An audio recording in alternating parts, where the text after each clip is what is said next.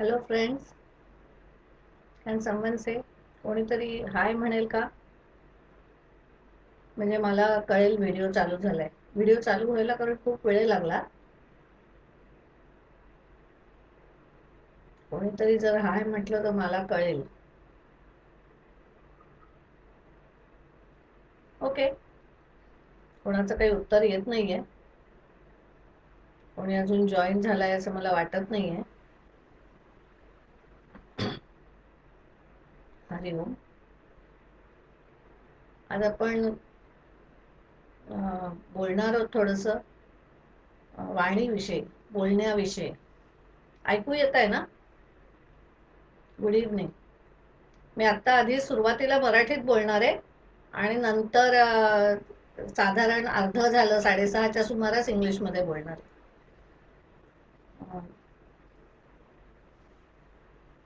तर वाणी ह्या विषयी बोलणार आहोत आपण. हिलिंगमध्ये वाणीचा काय रोल आहे, बोलण्याचा काय रोल आहे, आणि स्पिरिच्युअल आपल्याला आध्यात्मिक साधना करायची असेल तर त्याच्यात आपल्याला आपला रोल काय आहे बोलण्याचा, आणि मग ते कसं बोलावं, कसं बोललं असतं त्याचं फळ मिळेल, असं थोडंसं अगदी थोडक्यात. कारण खूप वेळ आपण करणार नाही आहोत, अर्ध्या तासात आपल्याला संपवायचं आहे. अगदी थोडक्यात म्हणजे वन लाईनर आन्सर्स म्हणतो ना, तशासारखं करायचा प्रयत्न करणार आहे. तर तुम्हाला काही मध्ये प्रश्न आले तर पोस्ट करा. जमलं तर उत्तर देते, नाही तर पुढल्या व्हिडिओमध्ये उत्तर देईन त्याचं. तर आधी आपण हे जे बोलतो, आपण एकमेकांशी बोलतो, जे आपल्याला ऐकू येतं ह्या कानाने आणि ह्या गळ्यातून आपण जे बोलतो, त्या वाणीला, त्या आवाजाला वैखरी वाणी असं म्हणतात. तर वैखरी वाणी म्हणजे गळ्यातून उच्चार होऊन आपली जी सगळे आर्टिक्युलेटर्स आहेत, म्हणजे जीभ आहे, दात आहेत, ओठ आहेत, जीव, ताळू आहे, पणजीभ आहे, ह्या सगळ्याच्या कार्यकरणामुळे जे उच्चार आपण निर्माण करतो आणि त्याच्यातून जे नुसता जो ध्वनी असतो तो भाषेच्या रूपात बाहेर पडतो, त्या संपूर्ण नादाला, त्या संपूर्ण ध्वनीला आपण वैखरी म्हणून म्हणतो. आणि आपल्या भारतीय संस्कृतीमध्ये आपण नाद आणि ध्वनी हे वेगळं केलेलं आहे. ध्वनी म्हणजे साऊंड आणि नाद म्हणजे ऑल व्हायब्रेशन्स. जी जी स्पंदनं आहेत ह्या विश्वात, जी जी स्पंदनं आहेत ते सगळे व्हायब्रेशन्स. त्यामुळे वैखरी नाद म्हटलं की वैखरीतून आलेल्या वाणीतून जे जे स्पंदनं निर्माण होतील त्या सर्व स्पंदनांना वैखरी नाद असं म्हणायचं. आणि गंमत अशी आहे की वैखरी नाद जो असतो तो त्याच्यात सगळी तत्व असतात, पंचतत्व सामील असतात. हे आपलं मुख्य कर्मेंद्रिय आहे, मोटर ऑर्गन. सर्वात पहिलं आणि सर्वात महत्वाचं कर्मेंद्रिय कुठलं असेल तर मोटर ऑर्गन. आणि हे विशुद्ध चक्राच्या ठिकाणी आहे. अर्थात यानी शुद्धी होते. ह्या कर्मेंद्रियानी आपण जे काही करू त्याने शुद्धी होते. अर्थात दुधारी अस्त्र आहे ते. त्यामुळे ह्याने आपण शाप पण देऊ शकतो आणि ह्याने आपण बरंही कोणातरी करू शकतो. म्हणजे खूप गोड बोललं तर एखाद्याला बरं वाटेल, खूप कडू बोललं तर एखाद्याला ते आवडणार नाही आणि त्याला जिव्हारी लागेल, त्याला त्रास होईल. त्यामुळे वाणी हे दुधारी अस्त्र आहे. तर आपण शिव्या, शाप हे तर आपल्या रोजच्या रोजच कानावर पडत असतं. भांडणं किंवा टीव्ही बीव्ही याच्यावर जे काही मोठ्या मोठ्याने आवाज चाललेले असतात त्याचा कळे नकळे आपल्या शरीरावर, आपल्या मनावर त्या स्पंदनांचा हे होत असतो, परिणाम होत असतो. आपल्याला कळत नाही, पण ते इतकं सूक्ष्म लेव्हलला होत असतं. कारण हे स्पेस एलिमेंट आहे ना, आकाश तत्व. त्यामुळे आकाशातलं कसं आपल्याला काही कळत नाही ना, त्याला काहीतरी रूप असल्याशिवाय आपल्याला कळत नाही. तसंच आहे हे, ह्याला रूप नसतं ना, त्याच्यामुळे ते कळतच नाही. ह्याने जे काही आघात झालेत, वाईट झालाय किंवा चांगलं झालंय, दोन्ही गोष्टी आपल्याला पटकन कळत नाही. तर त्याला कळायला वेळ लागतो. तर त्याच्यामुळे वाणी आणि कर्मेंद्रिय हे लक्षात ठेवायचं पहिलं. आणि लिहिण्याने मी अजून एक सांगणार आहे की वाणीच्या एवढंच लिहिणं हे महत्वाचं असतं. त्यामुळे आपल्याला शारीरिक उपचारांसाठी सुद्धा वाणीचा उपयोग करता येतो.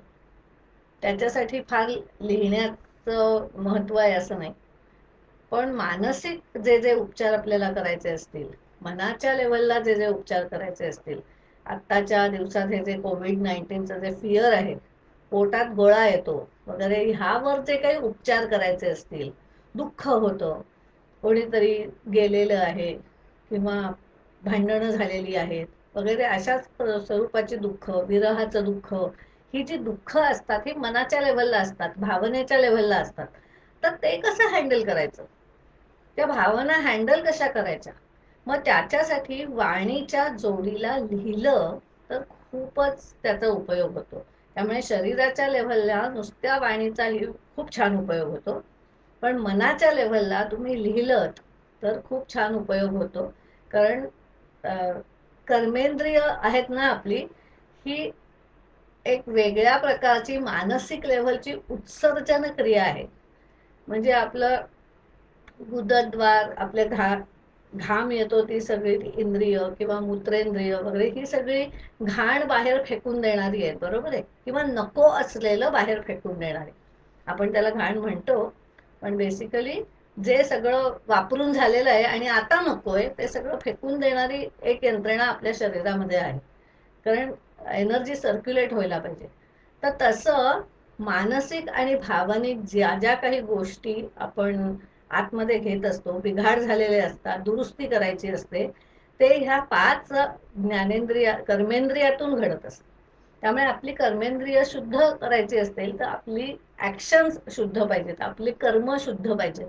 त्याच्यामुळे आपण शुद्ध लिहायचं. शुद्ध लिहिलं की आपलं सगळी शुद्धी व्हायला सुरुवात होते. आणि जर लिहिता लिहिता आपण बोललो तर ते त्याने अजून जास्त शुद्धी होते. कारण लिहिणं म्हणजे फायर एलिमेंट आहे बरं का. हात आहेत ना आपले दोन्ही, हे अग्नी तत्वाचे कारक आहेत, रूपाचे कारक आहे. आपण हाताने रूप देऊ शकतो, एखाद्याची मूर्त घडवणं, रूप देणं त्याला, हे आपण हाताने करू शकतो. त्यामुळे रूपाचं तत्व हातात भरलेलं आहे. त्यामुळे रूप बदलणं एखाद्या गोष्टीचं हे हाताने करू शकतो. आणि गळ्याच्या लेवलला स्पेस आणि वायू अशा दोन्हीचं महत्व आहे. म्हणजे वैखरी वाणीचं जे बोलण्याचं जे महत्व आहे ते ऍक्च्युअली स्वच्छ, आपण खोडरबराने जे करतो ना, स्वच्छ करून टाकतो ती जागा, हा, तर ते वाणीने करायचं असतं. त्यामुळे बोलणं गरजेचं आहे कुठल्याही हिलिंगमध्ये.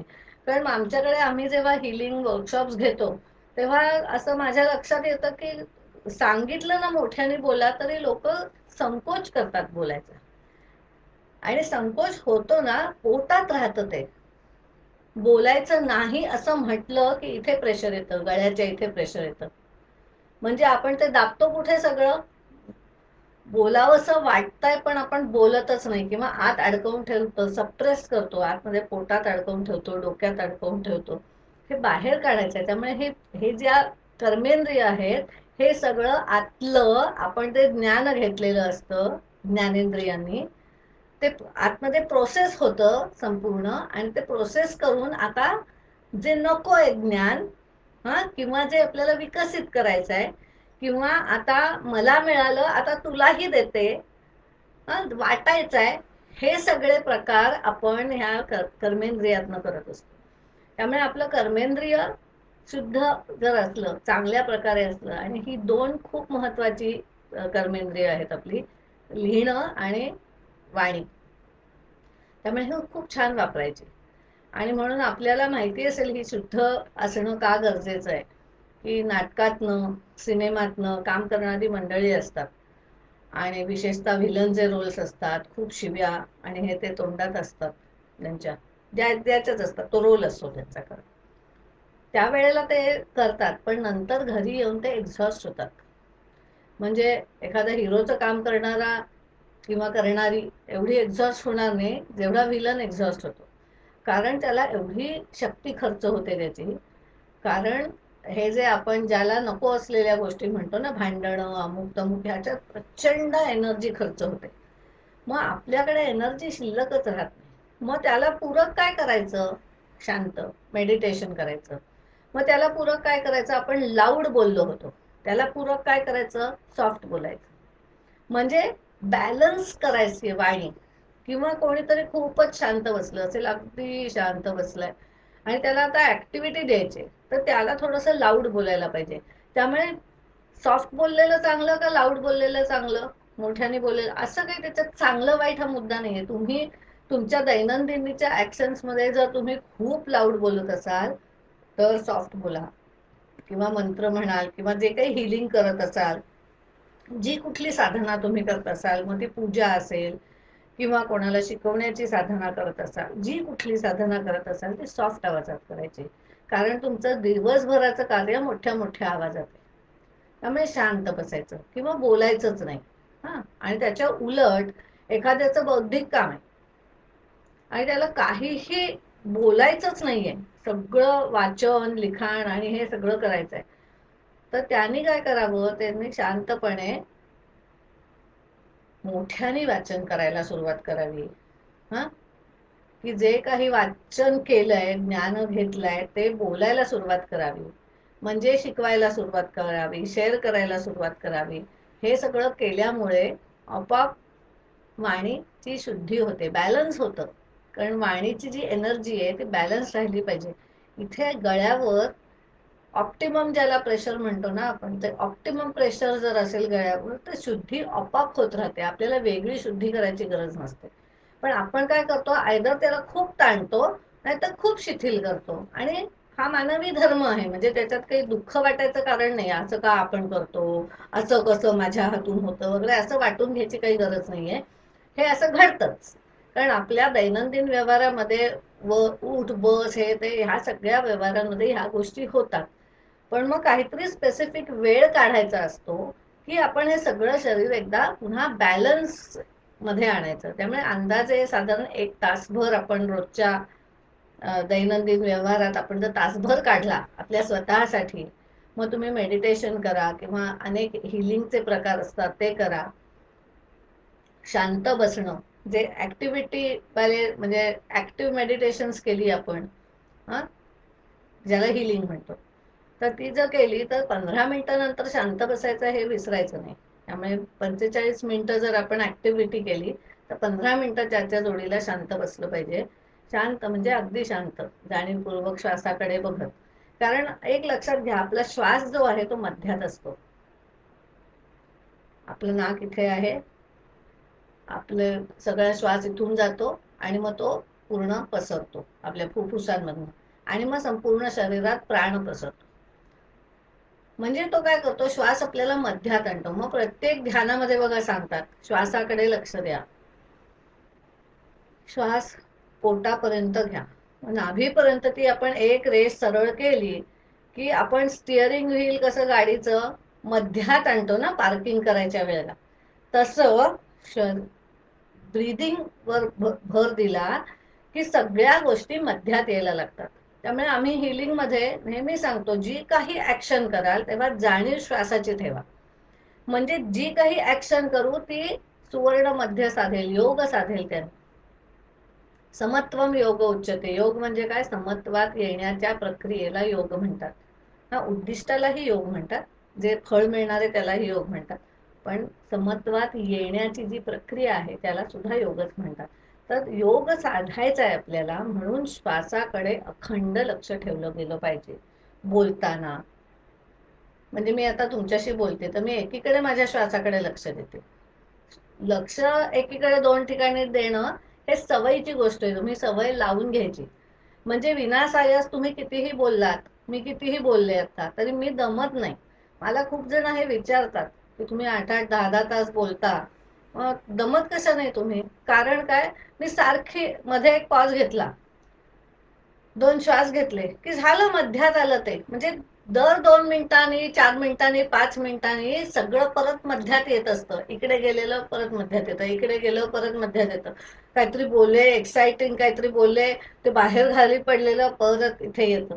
सगळं परत मध्यात आणण्यासाठी श्वासाकडे लक्ष द्यायचं. त्यामुळे कुठल्याही हिलिंगच्या पद्धतीत बोलण्यामध्ये जाणीव श्वासावर जर ठेवली मग तुम्ही नाटकात काम करत असाल, ऑफिसमध्ये काम करत असाल, तुम्ही एखाद्या वर्करचं काम करत असाल, किंवा लेखनाचं काम करत असाल, किंवा गात असाल, स्टेज परफॉर्मन्स करत असाल, कुठलीही तुमचा व्यवसाय कुठलाही असो, कुठल्याही व्यवसायात तुम्ही जाणीव जर श्वासाची ठेवायला सुरुवात केली तर अर्ध हिलिंग, अर्धा तुम्ही कोंडाणा जिंकलात असं म्हणायला लागेल. तर त्यामुळे श्वासाकडे लक्ष द्यायची सवय लावून घ्यायची. आणि बोलायचं कसं, की आपण हिलिंग करताना, मंत्र म्हणताना, किंवा रामरक्षा म्हणतोय, हां, किंवा हिलिंगसाठी, ध्यानासाठी आपण काहीतरी बोलतोय, वाचन करतोय, तर वाणी कशी असावी, कसं बोलावं. सामूहिक म्हणत असू तेव्हा थोडंसं लाऊड पाहिजे, अतिशय लाऊड नको. हां, पण समूहाच्या एक स्वरात असला पाहिजे, अख्खा समूह एका स्वरात म्हटलं गेलं पाहिजे. आणि एक लीडर असला पाहिजे सामूहिक म्हणताना. त्या लीडरकडे लक्ष द्यायचं आणि आपण त्याच्या स्वरात स्वर मिसळायचा. आपल्या स्वरात दुसऱ्याने स्वर मिसळावा असं अपेक्षा नाही करायची. जो लीडर असेल त्या लीडरच्या स्वरात स्वर मिसळायचा. आपल्याला त्याच्या स्वरात स्वर मिसळता येत नसेल तर शांत बसायचं, किंवा अगदी गळ्यातल्या गळ्यात उच्चार करायचा की दुसऱ्याला ऐकू जाणार नाही. आपली आपली आपण जेव्हा साधना करतो आणि उच्चार करतो मंत्रांचा, की म्हणजे आता ओम भूर्भुवस्वः तत्सवितुर्वरेण्यम, हा आपल्याला मंत्र म्हणायचा समजा. तर आता मी बोलतेय, हे मी तुमच्याशी बोलते, बरोबर आहे. आता तुमच्याशी बोलताना माझा आवाज तुमच्या कानापर्यंत पोचायला पाहिजे की नाही, किंवा आता हा लॅपटॉप आहे माझ्या समोर, हा, तर लॅपटॉपच्या स्पीकरला ऐकू गेला पाहिजे इतपत माझा लाऊड आवाज हवा ना.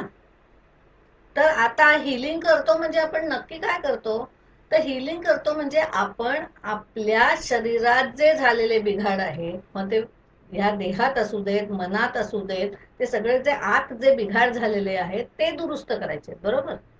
म्हणजे वाणी कुठे पोचली पाहिजे, फोकस कुठे पाहिजे वाणीचा, तर माझ्या शरीरावर. मला हिलिंग करायचं आहे तर मला माझ्या शरीरावर फोकस असणं गरजेचं आहे. हा, म्हणजे जेव्हा मी आता तुम्हाला म्हणून दाखवेल, तुम्हाला थोडंसं ऐकू यावं म्हणून मी थोडीशी मोठ्याने म्हणेन, पण तेवढंही मोठ्याने खरं म्हणायचं नाही. शेजारच्याला आपण काय बोलतोय ते कळलं नाही पाहिजे. नुसतंच ते आवाज येतोय की काय असं वाटलं पाहिजे त्याला. म्हणजे इतपत लाऊड पाहिजे की त्याला काहीतरी आवाज चालू आहे हे कळलं पाहिजे, पण त्याला ऐकू नाही गेलं पाहिजे, किंवा ते आपण जे उच्चार केले ते त्याला कळले नाही पाहिजे. तितपत मोठ्याने बोलायचं. आणि ती उपांशुवाणी असं त्याला म्हणतात. आता तत्सवितुर्वरेण्यम नको घ्यायला, राम राम छोटासा मंत्र घेते, राम.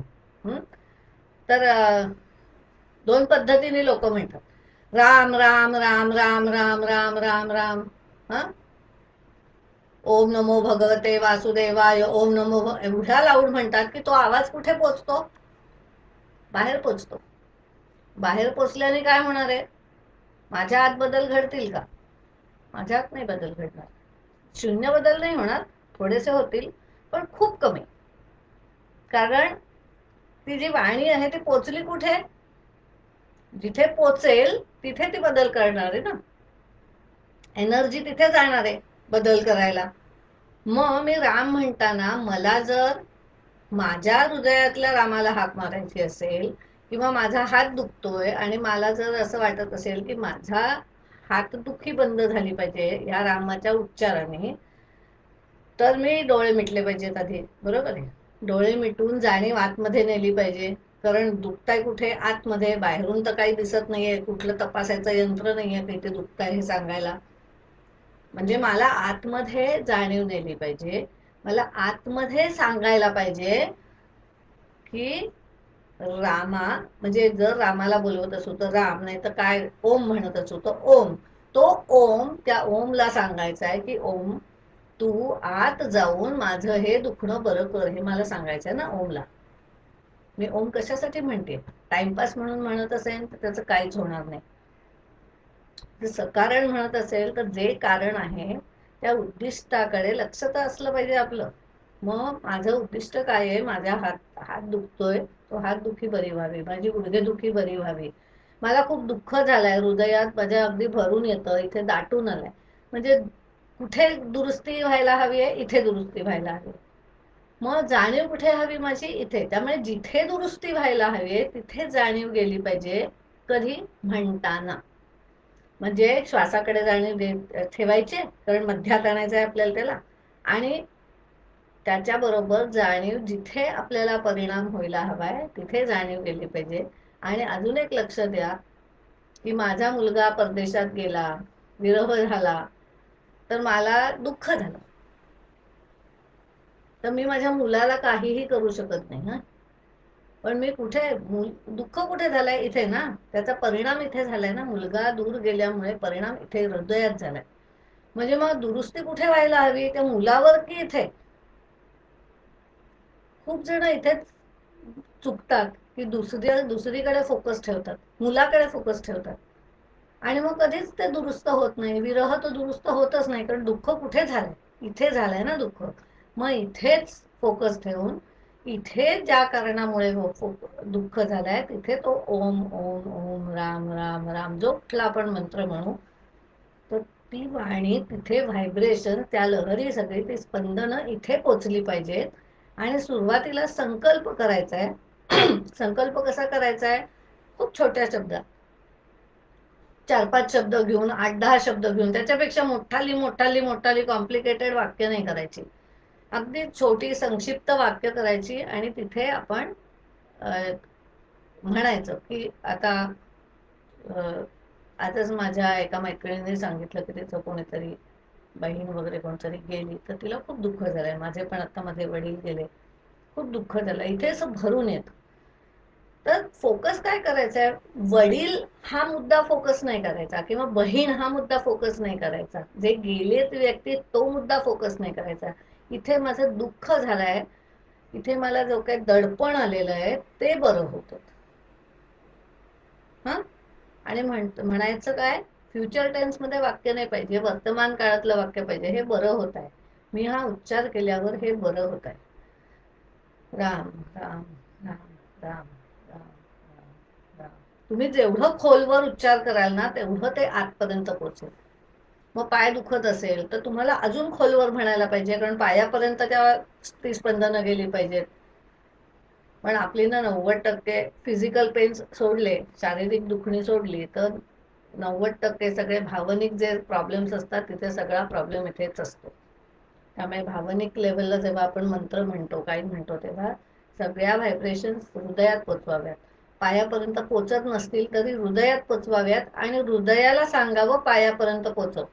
कारण हृदयाचं कामच आहे सर्क्युलेशनचं, रक्ताभिसरणाचं कामच आहे हृदयाचं. हृदय सगळीकडे पोचवतो, त्यामुळे हृदय ते सर्क्युलेट करेल. तुम्ही हृदयाला सांगा, मेसेंजर सारखा हृदय काम करेल तुमचं, आणि तुम्ही ते सगळं तिथपर्यंत पोचवायचं. त्यामुळे उच्चार कसा करायचा, त्या व्हायब्रेशन्स आहेत इतपत सॉफ्ट करायचं की आता इथे माझा गळा दिसतोय ना, आता मी बोलते ना, तर तुमच्या लक्षात येईल व्हायब्रेशन्स कुठे येत आहेत, इथे. इथे नाही, इथे खूप कमी येत आहेत. फोकस व्हायब्रेशन्सचा मॅक्झिमम व्हायब्रेशन्स कुठे येत आहेत, इथे. हा, कारण मी तुमच्याशी बोलते. हा, आता मी माझ्याशी बोलताना माझा हा गळा बघा, माझी व्हायब्रेशन्स आता इथे येतील. आता बघा मी बोलतोय, व्हायब्रेशन खाली सरकले, खाली खाली, अजून खाली, आता इथे, आता अजून इथे सरकले, इथलं हालायला सुरुवात होते. जेव्हा इथलं हालायला सुरुवात होते, इथे व्हायब्रेशन जाणवायला लागतात, तेव्हा आपण बरोबर उच्चार केलाय. आणि या पद्धतीने आपण उच्चार केला तर आपल्याला कल्पना नाही येणार, मिरॅक्युलस हिलिंग्स होतात. चमत्कार वाटावा एवढ्या पटापट हिलिंग्स होतात. आणि म्हणून आज केलं हिलिंग म्हणजे उद्याला परत ते दुखणं येणार नाही असा अर्थ नाही. हा, एक लेयर गेला, मग परत आपण परत वेडेपणा करतोच ना सारखं. परत आपण तेच तेच विचार करतो, मग परत ते दुःख होतं, मग परत उद्याला करायला पाहिजे, परत उद्याला करायला पाहिजे. कुठपर्यंत करायचं? कारण आपण असं करून करून करून करून ते दुःख खोल केलंय ना ते, तर हळूहळू ते उथळ होत जातं. म्हणजे अगदी आधी 1 इंचाची जखम असते, आपण असा विचार करूया.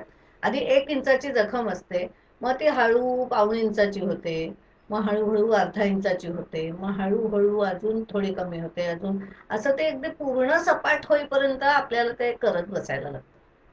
मग कोणाची किती खोलवर आहे, कोणाची प्रत्येकाच्या जखमेचा प्रकार वेगळा, त्याचा प्रसार किती झालाय तो वेगळा. त्यामुळे प्रत्येकाला वेगळ्या पद्धतीने तो उपचार करायला लागतो. आणि एवढं लक्षात घ्या की आपल्या हृदयाला आपण जर का पोचवलं तर हृदय सगळीकडे तो मंत्र पोचवतो, सगळ्या पेशींना पोचवतो. आणि जेव्हा अफर्मेशन्स करतो, संकल्प करतो, संकल्प आधी करायचा, मग मंत्रोच्चार करायचा. आणि फोकस कुठे ठेवायचा? जे आपल्याला उद्दिष्ट व्हायला हवाय तिथे, जे झालंय तिथे नाही, जे व्हायला हवाय तिथे. जसं कार चालवताना, सायकल चालवताना जर आपण टायरच्या इथे बघितलं तर ऍक्सिडेंट होतो, पण आपल्याला जर खूप लांबपर्यंत दृष्टी आपली गेली तर कधीच ऍक्सिडेंट होत नाही. त्यामुळे ड्रायव्हिंग स्किल कसं असतं तसंच we have to drive our own self. आपली ही जी गाडी आहे, शरीर रूपी गाडी आहे, ती आपण ड्राईव्ह करायची to where we wanted to go. जिथे आपल्याला जाण्याची अपेक्षा असेल त्या तिथे आपण त्या गाडीला घेऊन जायचं आहे, हे असं लक्षात घ्या तुम्ही. तर मंत्र, बोलणं, प्रत्येक बोलणं हे मंत्र आहे. जर मी शिव्या दिल्या, सारख्या माझ्या बोलण्यात शिव्याच असतील, तर ह्याचा अर्थ काय होत आहे? मी इथे शिव्या कोरतीये माझ्या हृदयात, मीच शिव्या कोरते माझ्यात, म्हणजे मीच मला शाप देते. शाप म्हणजे दुसरं काय आहे? दुसराच कोणी शाप देतो असं काही नाही, आपण स्वतःलाही शाप देऊ शकतो. म्हणून वाणी शुद्ध असावी, सारख्या शिव्या शाप नसाव्यात वाणीत. तर अति अति कुठलंच नाही चांगलं नाही, म्हणजे अति गोड, अति गोड, हो ग हो, किती छान, किती छान, असं अति गोड गोड पण उपयोगाचं नाही. कारण हे जीवन काही अति गोड नाही आहे, ह्याचे सुख आणि दुःख दोन्ही आहेत. त्यामुळे it has to be continuously balance, सतत संतुलित राहायला लागतं. थोडंसं ह्या बाजूला गेलं तर मध्ये आणायचं, थोडं ह्या बाजूला गेलं तर पुन्हा मध्ये आणायचं. मध्य मार्ग, समत्व, समत्व योग उच्चते, हे लक्षात घ्यायचं. आणि आता हा योग साधला की योगो भवती दुःख, हा श्रीकृष्णाने सांगून ठेवलेला आहे आपल्याला. योगो भवती दुःख, भवती दुःख, सगळ्या प्रकारची दुःख ह्या योगामुळे जाऊ शकतात. आपण मध्यात आपल्याला ठेवायचं आहे. आणि बोलणं, आपला गळाही मध्यात आहे ना. मी एका हाताने काम केलं तर एक हाती होईल ते, बरोबर आहे. पण मी बोलण्याबरोबर जर लिहित गेले तर ते सतत मध्यात येत राहील. म्हणून जेव्हा हिलिंगसाठी वापरतो किंवा आपल्याला त्या लिखाणाचा स्ट्रेस येऊ नये, त्याने काही प्रॉब्लेम्स अजून वेगळे क्रिएट होऊ नये, तर आपण लिहिताना श्वासाकडे लक्ष ठेवायचं आहे. लिहिताना बोलायचं आहे की ओके, आय एम रायटिंग दिस, मला हे लिहून खूपच छान वाटतंय, बरं वाटतंय. असं मी जर या एका हाताने लिहित गेले तर एकीकडे मी कळणार नाही, आणि एकीकडे कलत गेलो की मग ते सगळे षड्रिपू वाढायला लागतात. काम, क्रोध, मद, मत्सर, दंभ, अहंकार, हे सगळे वाढायला लागतात. कारण एका बाजूला तुम्ही विचार करा ना, आपल्याला एकाच बाजूला कलून उभं राहायची वेळ आली तर आपल्याला त्रास होतो ना त्याचा. मग त्रास झाल्यावर आरडा ओरडा, रडणं, प्रत्येक आपापल्या स्वभावाप्रमाणे. कोणीतरी रडेल, कोणीतरी आरडाओरडा करेल, कोणीतरी मुसमुसत राहील, कोणीतरी घाबरून जाईल, कोणीतरी मरूनच जाईल. काय अतिरेक कुठल्याही गोष्टीचा झाला ना की असं होतं. म्हणून लिखाणाबरोबर बोलावं, जेवढं लिहू तेवढं बोलावं. लिखाणानंतर तरी त्याला मध्यात आणावं आणि बोलावं. म्हणजे लिहून झाल्यानंतर आपण शाळेत सुद्धा काहीतरी लिहून काढलं की एकदा आपण बोलतो, ते सगळं वाचतो एकदा सगळं लावून, की काय होतं, सगळं जे एका एका बाजूला गेलेलं असतं ते पुन्हा मध्यात येतं. त्यामुळे बोलणं ही खूप मोठी प्रक्रिया आहे. आणि तुम्ही आपली वाणी जेवढी चांगली आणि शुद्धपणे आपण वापरू शकू तेवढी आपल्याला फायद्याची आहे. इथे मी इथे मला कोण कोण आहेत मला माहिती नाही, इंग्लिशमध्ये मी बोललं पाहिजे का? म्हणजे इंग्लिश ऐकणारी मंडळी असतील तर मी जरूर बोलते आता इंग्लिशमध्ये, की मराठी कळलं नसेल. आणि नाहीतर मग अजून हेच डिटेलमध्ये सांगते. सांगाल का मला मेसेज करून? तर मग त्याप्रमाणे मी काय करायचं ते ठरवते.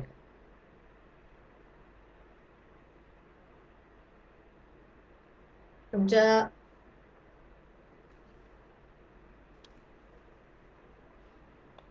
काय करावं कोणीच काही बोलत नाहीये. So I will switch on to English. Maybe should I switch on to English? Should I continue with Marathi? I wish someone speaks. Speaks means writes. आताच मी बोलण्याबद्दल बोलले ना, बोलण्याचं महत्व. आता मी पाणी प्यायलं ना, तर आपल्या आजच्या काही विषयात खरं पाणी पिणं हे मी लिहिलं नव्हतं, पण प्रत्येक वेळेला पाणी मध्ये मध्ये पाणी प्यायचं. 10-15 मिनिटांनी, 10-15 मिनिटांनी परत मुद्दा तोच. आपण इथून पितो ना, आणि पाणी पाणी शांत करतं, कुठलीही गोष्ट शांत करतं. तर जेव्हा आपण मी पाणी घेतलं आणि इथून पेले की सगळं पुन्हा शांत होतं आणि मध्यातही येतं. सगळा जो ड्रायनेस आलेला असतो बोलण्यातला तो सगळा निघून जातो. त्यामुळे मध्ये मध्ये पाणी प्यायचं. साधनेमध्ये सुद्धा पाणी प्यावं. साधना झाल्यानंतर थोडंसं गोड खावं, जी कुठली. कारण आता आम्ही खूप वर्कशॉप्स घेतो ना, तेव्हा वर्कशॉप्समध्ये सारखे विचारत राहतात मंडळी की काय कशी बोलायचं, कसं मंत्र कसे म्हणायचे. मला काही जणांनी प्रश्न विचारले होते, त्या प्रश्नांची मग आत्ता उत्तरं देते इंग्लिशला स्विच ओव्हर न करता, की मंत्र कसा म्हणावा. आता आमचं उद्यापासून एक चक्रांचं वर्कशॉप सुरू होत आहे. तर प्रत्येक वेळेला चक्रांच्या वर्कशॉपमध्ये, सगळ्याच आमच्या व्हॉट्सॲप वर्कशॉप्समध्ये सुद्धा मी काही काही मंत्र सांगत असते. खूप सोपे छोटे छोटे मंत्र आहेत, एकाक्षरी मंत्र आहेत आणि प्रचंड प्रभावी मंत्र आहेत. तर दुःख सगळं निघून जाण्यासाठी अमुक दुःखासाठी अमुक मंत्र, अमुक दुःखासाठी अमुक मंत्र. तर आज आपण मूलाधाराचा मंत्र घेऊ. सोपा मंत्र आहे तो, म्हणायला पण सोपा असतो, लम.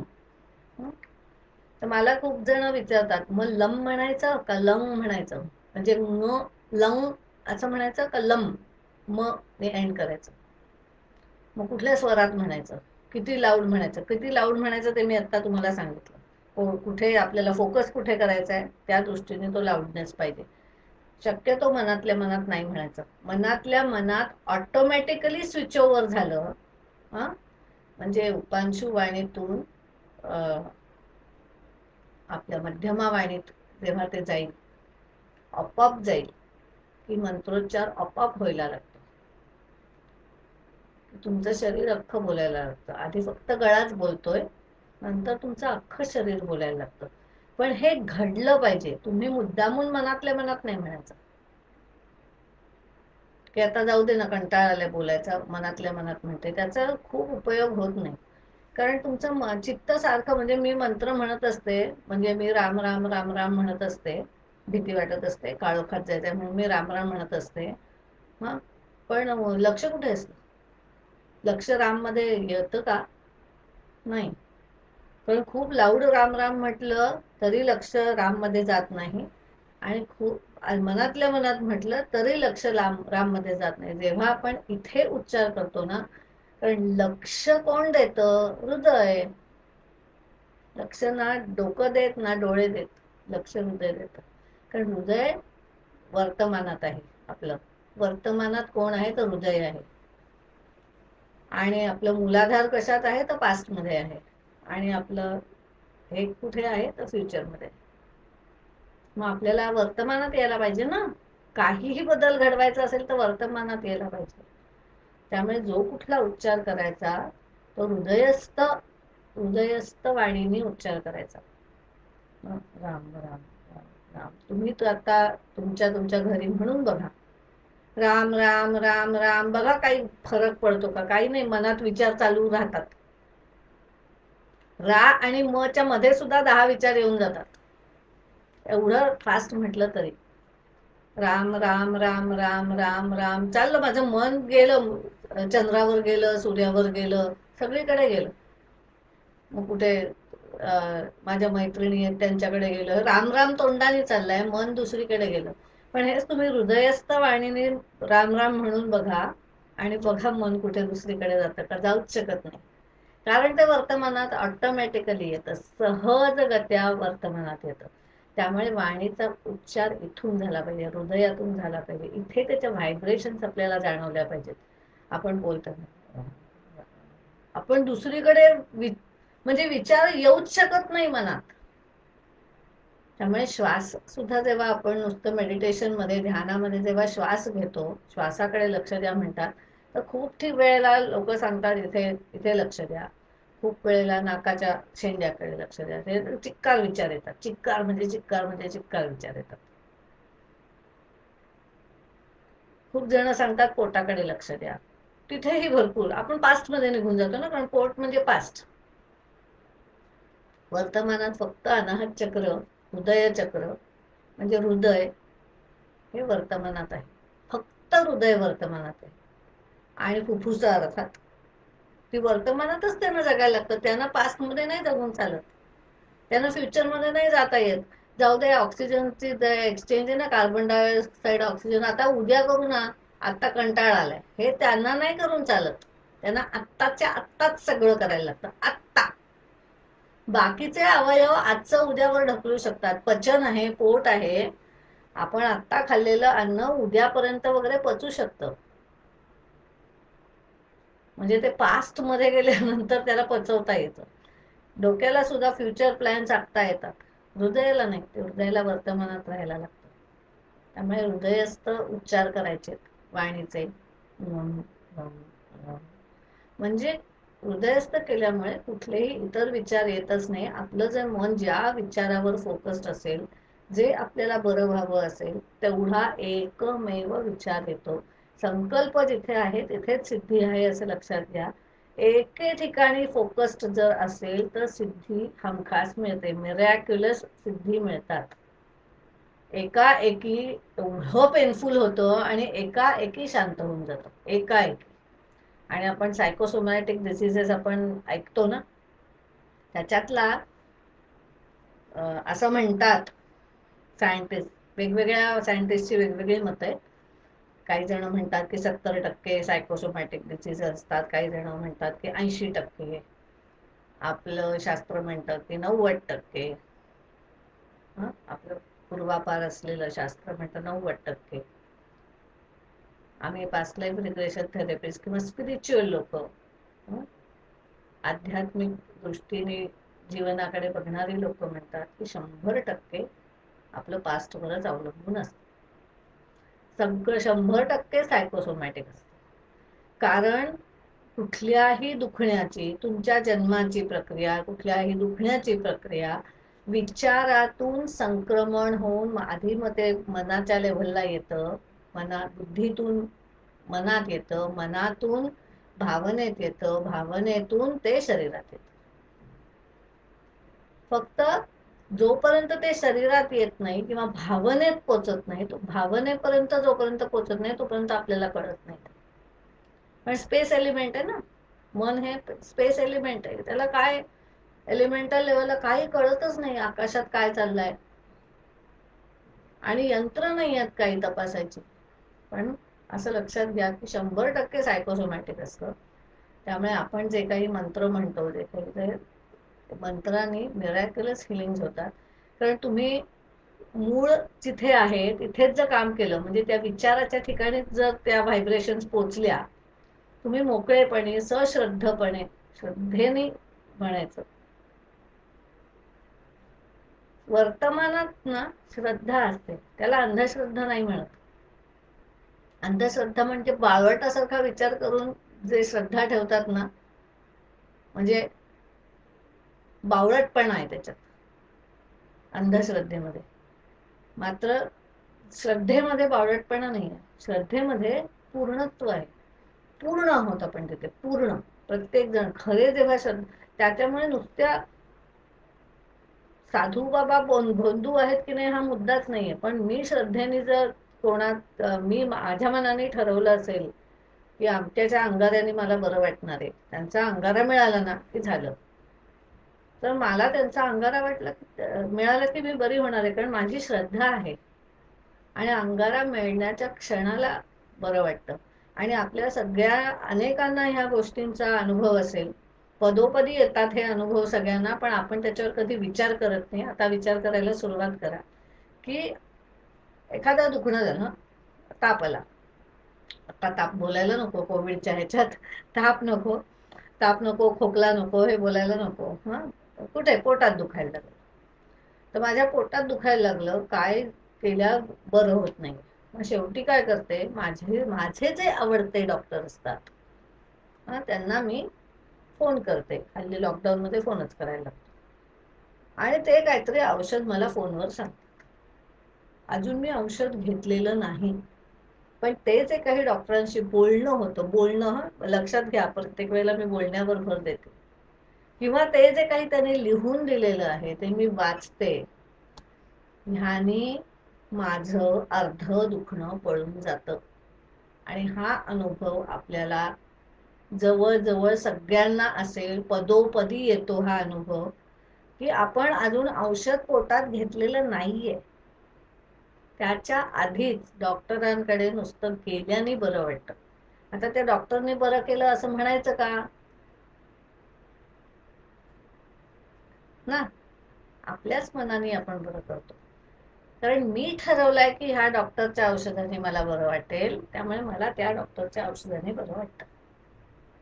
म्हणजे औषध काहीच करत नाही का, असं नाही. औषध सुद्धा करतं, पण तेच औषध माझ्या आवडत्या डॉक्टरांनी दिलं आणि तेच औषध दुसऱ्या माझ्या नावडत्या डॉक्टरांनी दिलं, तर नावडत्या डॉक्टरांनी जे औषध देतील तेच औषध आहे, औषध तेच आहे, पण नावडत्या डॉक्टरांनी दिलेल्या औषधाचा परिणाम होणार नाही आणि आवडत्या डॉक्टरांनी दिलेल्या औषधाचा परिणाम होईल. म्हणून मी मगाशी म्हटलं की अर्ध दुखणं माझं पळून जातं.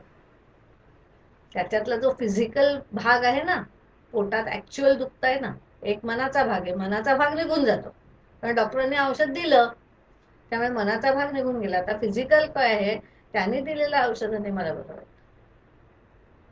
म्हणजे म्हटलं तर मीच मला बरी करीत असते. कशाने? श्रद्धा.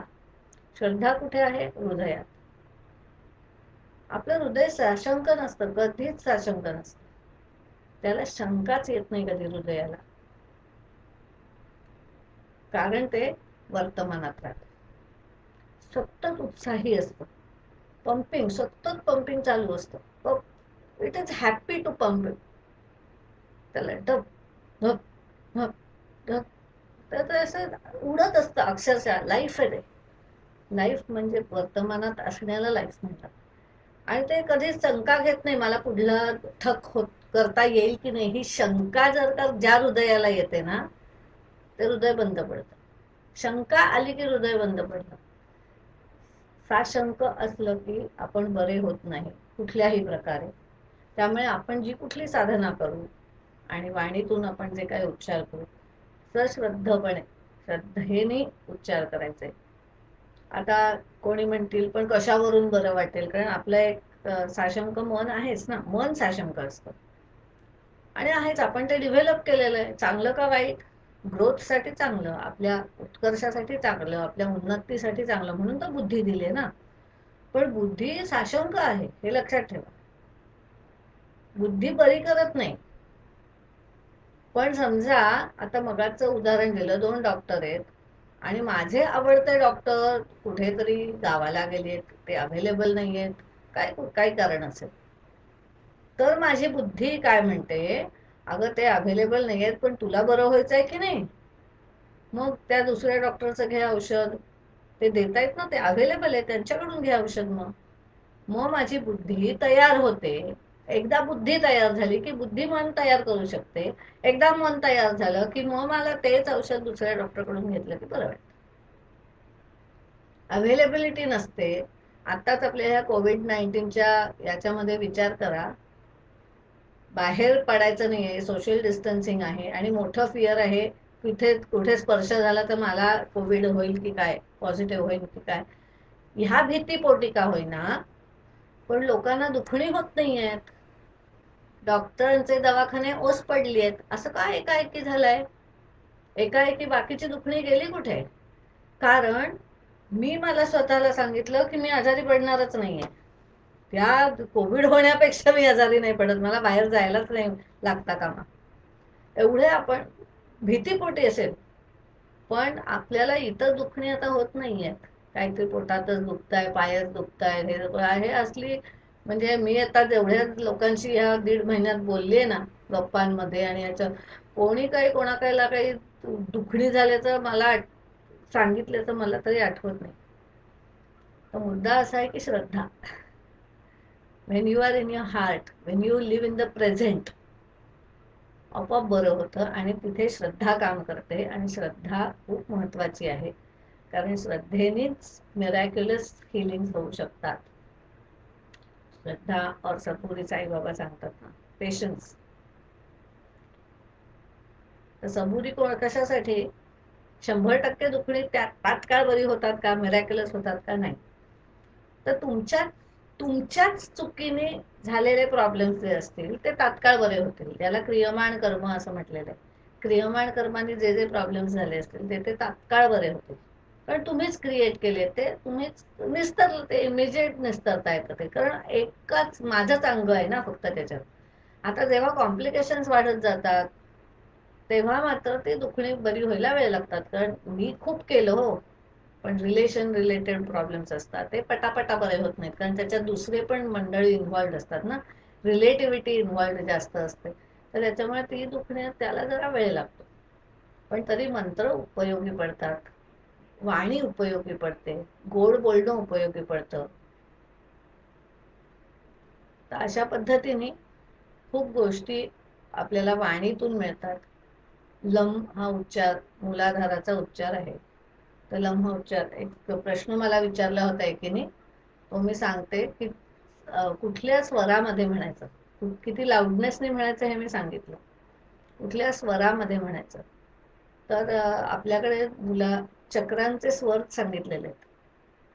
आपल्या भारतीय संस्कृतीत आपण सारे गम पध निसा म्हणतो, पण वेस्टर्न म्युझिकमध्ये C D E F G A B असे, ABC असे ते स्वर आहेत. तर ते वेस्टर्न मधला जो सी आहे तो मूलाधार चक्राचा स्वर. जनरल सा म्हणजे आता माझा जो सा असेल, आपल्याकडे सा त्याला सोल्फा सोल्फा नोटेशन म्हणतात. तर माझा जो सा असेल तो माझ्या नवऱ्याचा नसेल. पुरुषांचा सा वेगळा असतो, स्त्रियांचा सा वेगळा असतो. एवढं कशाला दोन स्त्रियांचा सा पण वेगळा असेल, कोणीचा काळी 4 असेल, कोणीचा काळी 5 असेल, कोणीचा पांढरे 6 असेल. स्वर वेगवेगळे असतात, म्हणजे माझी बेसिक स्केल जी आहे ती वेगळी असेल, मी वेगळ्या स्वरात बोलते, म्हणजे माझा सा वेगळा असेल. तर सा म्हणजे मूलाधार असं नाहीये, पण हे आपण अनेक ठिकाणी बघू की मूलाधाराचा स्वर षड्ज, स्वाधिष्ठानाचा रिषभ, मणिपुराचा गंधार, असे आपण स्वर बघू. पण ते स्वर म्हणजे CDE हे स्वर लक्षात घ्यायचे, स्टँडर्ड स्केलचे. आणि अजून एक लक्षात घ्यायचं की थोडेसे बदल अपेक्षित आहेत. आणि अजून एक प्रश्न होता, तर म्हणजे मग मूलाधाराचा जर मंत्र म्हणायचा असेल तर तुम्ही C नोट मध्ये म्हटलं तर जास्त चांगलं. डी स्वाधिष्ठानाचा मंत्र D नोट मध्ये म्हटलं तर चांगलं. हार्टचा अनाहताचा मंत्र म्हणायचा असेल तर तो F नोट मध्ये म्हटलेला चांगला. पण आता सगळ्यांना काही हे माहिती नसतात ना, त्यामुळे सार्वजनिक एक तुम्ही तुमच्या आवाजात म्हणा. म्हणजे सगळ्यांसाठी एक नियम जर करायचा झाला तर तुम्हाला जे सहज, तुम्ही एकांतात एकट्याने साधना करताय, सहज शक्य असेल त्या स्वरात तो म्हणा. आणि आपण म्हटलं तसं फोकस केलेलं आहे आपण की हा मी मूलाधारासाठी म्हणतेय, मूलाधार चक्र माझं जागृत होत आहे आणि समत्वात येत आहे, हे मी मंत्र उच्चाराच्या आधी संकल्प केलाय. म्हणजे अडकलेल्या गोष्टी जाग्या होतील आणि ज्या अति मध्ये गेलेल्या आहे ते समत्वात येईल. तर असं आपण ते जागरण आणि समत्व असं दोन्ही एकत्र करतोय ना. तर आपण संकल्प केलाय जागरण आणि समत्व, तर तो लम लम लम लम म्हटलं की आपोआप ते समत्वात यायला लागेल. जरी मी उच्चार F नाही G नोट मध्ये केलेला असेल, माझ्या स्वरात म्हणजे प मध्ये केलेला असेल, तर मग तो साला कसा जाईल. तर मी संकल्प केलाय ना, त्यामुळे संकल्प हा सर्वात पॉवरफुल आहे असं लक्षात घ्या. संकल्प म्हणजे डायरेक्शन दिली आपण त्याला मनाने. मन जास्त श्रेष्ठ आहे, बुद्धी जास्त श्रेष्ठ आहे. तर बुद्धीने मनाने आपण डायरेक्शन दिले त्याला मूलाधाराकडे जा, तर स्वर ऐकतात त्यांचं. आणि आपली सगळी जी चक्र आहे तर सगळं शरीर एकमेकात असं जोडलेलं आहे, क्लचेस कसे असतात तसं. तर इथून संदेश इथे जातो, इथून इथे जातो, इथून इथे जातो, ते संदेश पास होतो, फटाफट पास होतो. मी फक्त सांगायचं आहे कुठे पोचवायचं आहे. मी लहान असताना ना, एकदम मला आता आठवलं म्हणून शेअर करावं असं वाटलं. लहान असताना मी मला डॉक्टरांनी उत्तर दिलं नव्हतं. असं माझ्याकडनं पोटात नेहमी दुखायचं लहान असताना. तर डॉक्टरांकडे जाऊन डॉक्टर आपलं मला काहीतरी एक लिक्विड औषध द्यायचे आणि मला त्याने बरं वाटायचं. कुठलं औषध द्यायचं मला काही माहिती नाही. तर मी ते घ्यायचे औषध आणि मग मी डॉक्टरांना विचारलं होतं, पहिली दुसरीत असेल, की त्या औषधाला कसं कळतं हो की माझं पोट दुखायचं थांबायचं आहे. मग ना कोणीतरी समजा डोकं दुखतंय म्हणून औषध तुम्ही देता तेव्हा त्यांचं डोकं दुखायचं थांबतं. त्या औषधाला कसं कळतं कुठे पोचायचं, की डोकं दुखवायचं थांबायचं आहे, पोट दुखवायचं थांबायचं आहे, पाय दुखायचं थांबायचे, इथे ही दुरुस्ती करायची तिथे. हे औषधाला कसं कळतं, औषध कसं ठरवतं की कुठे जायचं. आणि हा प्रश्न मला लहानपणी पडला होता, तो मला भेडसावत राहिला. आणि तेव्हा माझ्या लक्षात आलं की कोण पोचवतं, आपलं मन पोचवतं. आपल्या मनाने जेव्हा मन ठरवतं, श्रद्धा, की ह्या औषधाने माझी पोटदुखी बरी होणार आहे, की ते औषध पोटदुखीसाठी उपयोगी पडतं. म्हणजे एकच आता सॅरेडॉनची काय ॲनासिनची गोळी घेतली की त्याने हातपाय पण दुखायचे थांबू शकतात, डोकं दुखायचं थांबू शकतं, कान दुखायचं थांबू शकतो, दात दुखायचे थांबू शकतात. हा, पण मग ते नक्की कुठे पोचेल. तर मी दातदुखीसाठी घेतलं असेल तर दातदुखी बरी होते, दुसऱ्या कोणीतरी डोकेदुखीसाठी घेतलं असेल तर त्याची डोकेदुखी बरी होते. तसं सेम मंत्र सुद्धा सेम, किंवा बोलणं सुद्धा सेम. कोणीतरी पाठीवरून हात फिरवला माझ्या माझ्या आणि तुला आता बरं वाटेल ना, आहे ना तुझ्या बाजूला, वा खूप छान, हा खूप छान, आणि आपल्या पाठीवरून छान हात फिरवला, आपलं दुखणं पळून जातं. कशाने झालं, वाणीने. की आईची नुसती हाक ऐकली आणि ते दुखणं कुठच्या कुठे पळून गेलं. हे मी आहे हा इथे, भीती निघून गेली. कुठे गेली. तो जो आवाज आहे ना, तो आवाज पोचला माझ्या मनापर्यंत. ती जी स्पंदनं आहेत ना, ती स्पंदनं माझ्या मनापर्यंत पोचली आणि त्याने जे दुरुस्तीचं काम करायचं होतं ते केलं. कारण मला माहिती होतं की माझ्या बाबांनी मला हाक मारली, माझे बाबा बरोबर आहेत म्हणजे मला काही घाबरायचं कारण नाही. आणि बाबांनी म्हटलं की नाही नाही, माझ्या मुलीला घाबरली नाही पाहिजे ती, मी आहे ना तिच्या बरोबर, तिला घाबरता कामा नये. दोघांनी संकल्प केला एका क्षणार्धात, एका हाकेने, काय ग मंजू ठीक आहेस ना, मी आहे हा इथे, एवढी एक हाक आणि माझी भीती पळून गेली. श्रद्धा खूप महत्वाची गोष्ट आहे. पतंजलीने सुद्धा श्रद्धेला विशेष महत्व दिलेलं आहे योगामध्ये. त्यामुळे श्रद्धापूर्वक आपण जे जे काही करू त्याचा आपल्याला उपयोग होतो. त्यामुळे जी कुठली साधना करायची मनापासून करायची, होईल की नाही, होईल की नाही, होईल की नाही, होईल की नाही. हे बघा, समजा होणार नसेल तर नाहीच होणार आहे. पण आपण जर म्हटलं होईल की नाही, होईल की नाही, तर नाही होणार. जाऊ दे, झालं तर झालं, नाही तर नाही, करून तर बघू, मजा तर घेऊ साधनेची. आनंद घेत घेत आपण जर ती साधना केली तर ती साधना फळतेच, आणि तात्काळ फळते. हृदयस्थ वाणीने बोलायचं. जे काही आहे ते हृदयाच्या ठिकाणी चित्त ठेवून आपण जे काही करू त्याने बरं होणार आहे. कारण हृदय वर्तमानात आहे, हे आहे, हे भविष्यात आहे आणि मूलाधार आहे. म्हणजे मी रडतच बसले, रडतच बसले, रडतच बसले, जुनं आठवून, असं कसं झालं, असं कसं झालं, अमुक्याने असं व्हायलाच नको होतं, तमक्याने तसं करायलाच नको होतं. हे मी भूतकाळातच राहते ना, कसं बरं होईल. कारण बरं होण्याचे, हार्ट इज द हिलर, आपलं हृदय आहे तो हिलर आहे, आपल्या आतला जो हिलर आहे ना. प्रत्येकाच्या आतमध्ये एक अख्खी फार्मास्युटिकल इंडस्ट्री बसलेली आहे. कोण संदेश देतं कुठलं औषध तयार करायचं, अँटीबॉडीज कुठल्या तयार करायचं, कोण संदेश देतं, तर हृदय देतं संदेश. तर when your heart is happy, आपलं हृदय जेव्हा आनंदी असतं तेव्हा त्याला फटाफट कळतं. आपलं हृदय घाबरलं तर त्याला कळत नाही आणि रोगराई पसरते आपल्या शरीरात पण इतर सगळीकडे पण. आणि गंमत बघा, आता मला एकदम लक्षात येत आहे, आता कोविड-19च्या याच्यामध्ये फिअर सिंड्रोम जो काय सगळीकडे पसरलेला आहे, माझं व्यक्तिगत मत असं आहे की ह्या फिअर सिंड्रोममुळे जास्त प्रॉब्लेम्स होत आहेत. मी असं म्हणत नाही की प्रॉब्लेम नाहीच आहे, कारण हा आधी दैविक प्रॉब्लेम आहे, त्यामुळे तो आपल्या हातातला नाहीये. पण जास्त प्रमाणात पसरणं हा फिअर सिंड्रोममुळे होत आहे. भीती पोटी, भीत्याच्या पोटी ब्रह्मराक्षस म्हणतात ना, तसं जास्त घडताय. कारण काय आहे, आपल्यातला हिलर आपण झोपवून टाकलाय फिअरमुळे, भयामुळे. आपला श्वास नीट चालत नाही भयामुळे ना. आपण घाबरलो की असं होतं ना आपल्याला, म्हणजे श्वास नीट चालत नाही. आणि हा कोविडचा रोगच मुळे श्वासामुळे आहे. श्वासाचा संबंध आहे त्याच्याशी, आणि हार्टशी संबंध आहे, कारण हार्ट स्पर्शाशी संबंध आहे. तर आपलं हृदय आहे हे स्पर्शाचं केंद्र आहे. टच, हा, तर टचचा संबंध आहे. त्यामुळे हृदय जर तुमचं शुद्ध असेल, तुम्ही वर्तमानात राहिलात, सारख्या बातम्या बघत राहिलो, आणि म्हणजे ते बातम्या आहेत म्हणजे पास्ट आहे की नाही, बरोबर आहे.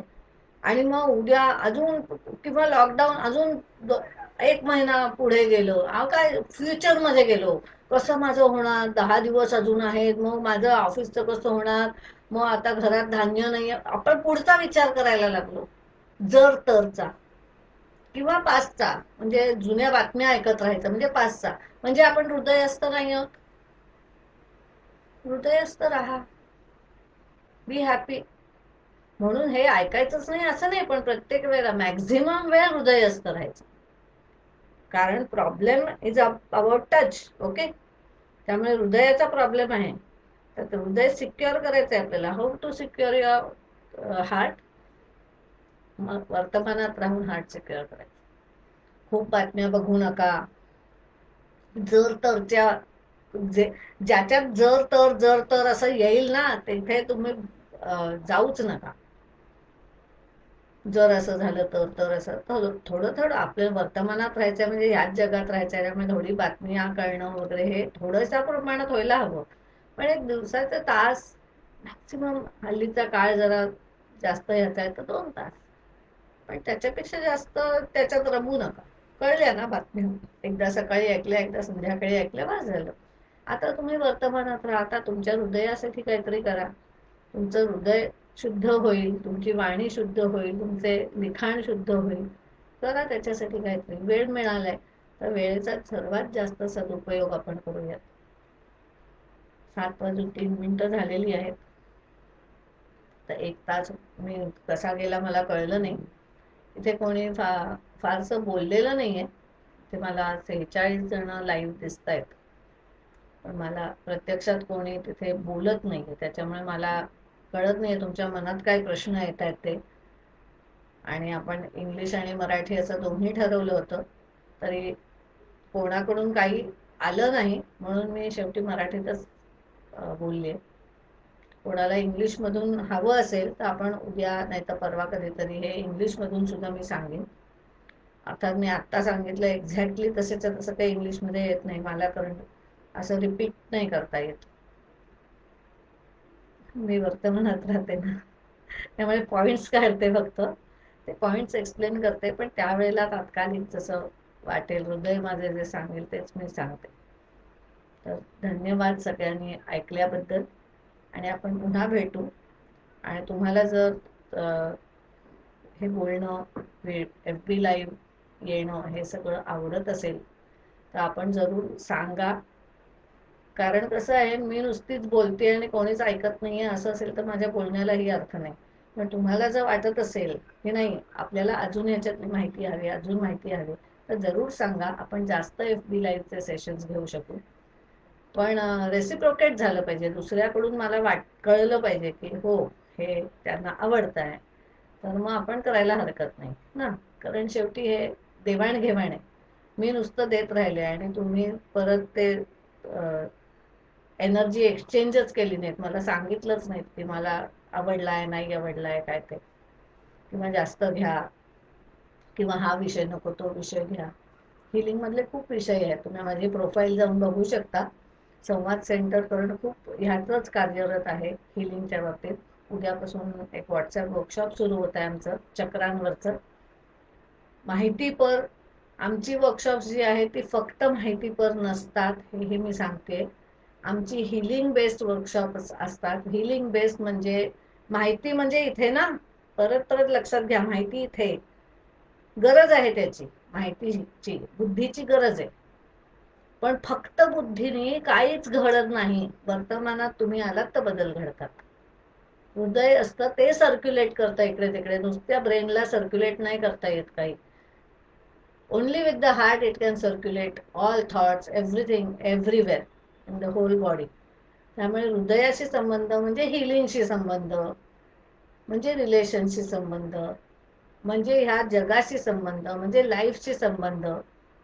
हे जे आपल्याला करायचं आहे ते संवाद सेंटर करतं. त्यामुळे कुठलंही वर्कशॉप असतं ते फक्त बौद्धिक नसतं कुठलंच. मग आता सध्या कोविडमुळे आपण एकत्र जमून कुठलीच वर्कशॉप्स होत नाहीयेत, पण जे काही आपली वर्कशॉप्स व्हॉट्सॲपवर हल्ली होत आहेत किंवा हे असं बोलून जी आपले झूमवर नाही तर FB लाईव्हवर आपण बोलतोय, त्याच्यामध्ये हिलिंग असतंच.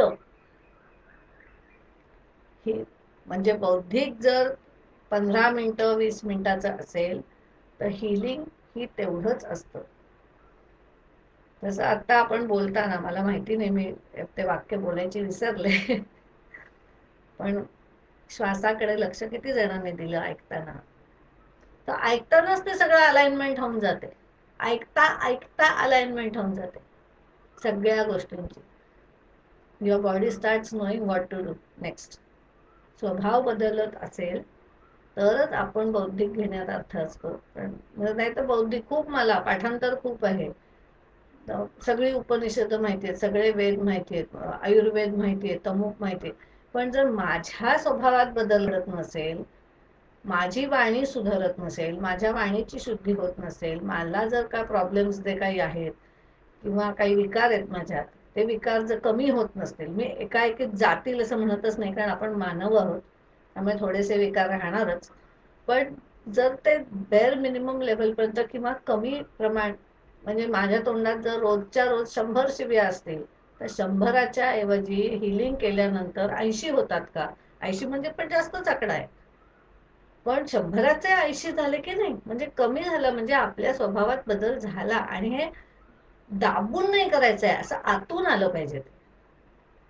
म्हणजे मी नेहमी सांगते नॉनव्हेज खाऊ नका, पण मी रिस्ट्रिक्ट नाही करत कोणाला, कारण ठरवून बळे बळे कोणीतरी ठरवलं आणि नाही नाही आता ना नॉनव्हेज नाही, म्हणजे नॉनव्हेजच्या विरुद्ध जाऊन नॉनव्हेज खायचं नाही असं नाही आहे. तर अहिंसा वृत्तीने नॉनव्हेज नाही खायचं. अहिंसा वृत्ती असणं महत्वाचं आहे.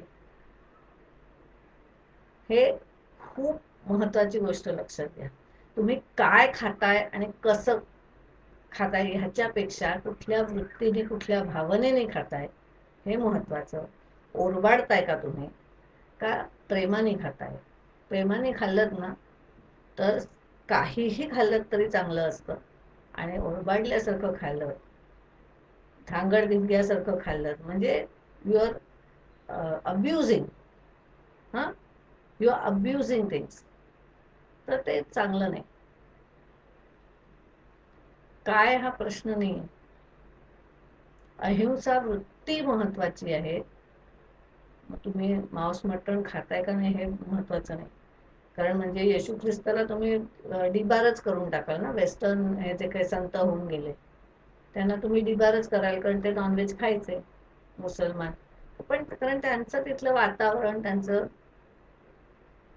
जन्माला आल्यापासून ते खात आले. अहिंसा वृत्ती नाहीये त्यांच्यात. हा, आता आईने केलाय माझ्या तर मी खाते, इतकं प्रेमाने. नाही, आईला कसं मी नको म्हणू, आईने केलंय ना, माझ्यासाठी केलंय ना, मग मी कसं तिला नको म्हणू. तिथे प्रेमच आहे. आता गंमत तुम्हाला सांगते, ह्या प्रेमाने तो जो कुठला प्राणी आपण खात असू ना त्याचा सुद्धा उद्धार होईल.